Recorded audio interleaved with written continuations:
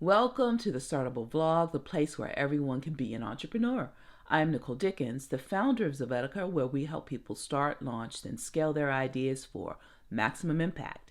And the Startable community itself is all about encouraging the entrepreneurial spirit by creating opportunities for people who are in the early stages of entrepreneurship to discover, then launch their ideas into the world. And I'm never going to charge you to be a part of the community. So, we've begun a new series where we are talking about something I refer to as the cult of wealth. It is the thing we've twisted life, liberty, and the pursuit of happiness into, a system of popularly held beliefs around wealth in this country's culture that are mythical at best. And I like to unpack these myths in these series, starting with the myth of being able to pull yourself up by your own bootstraps. A lie from underneath hell, frankly. Now, according to lexicographer Ben Zimmer, an American newspaper snippet from September 30th, 1834 is the earliest published reference to lifting oneself up by one's bootstrap, and it was actually used sarcastically. It was a joke, okay?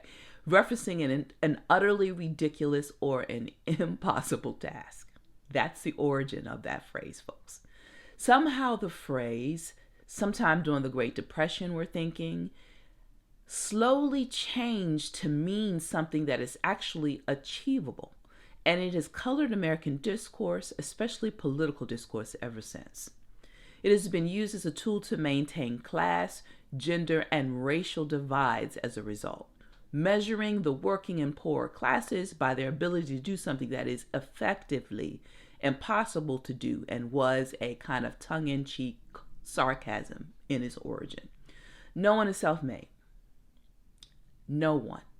Bill Gates, Elon Musk, they were born into wealthy and influential families. Mark Zuckerberg had a head start through his time at Harvard, making the right connections, among other things. The founders of Google got started in an incubator program that was within Stanford University. Yes, they each had raw talents and balls, if you will, but their access gave them unparalleled ability to start and scale more safely and quickly than most of us have.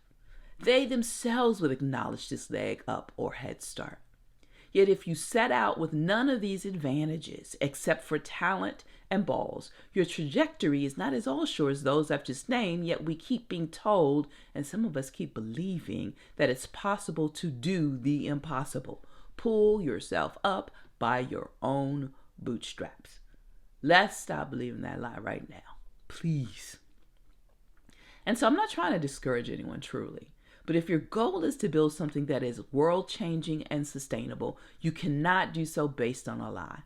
Along with your talents, guts, and tenacity, you're going to need a plan, a team, and some access to get your idea into the world as it should be in the world. And here's where the Startable community and the Startable program come into play. You're not alone anymore.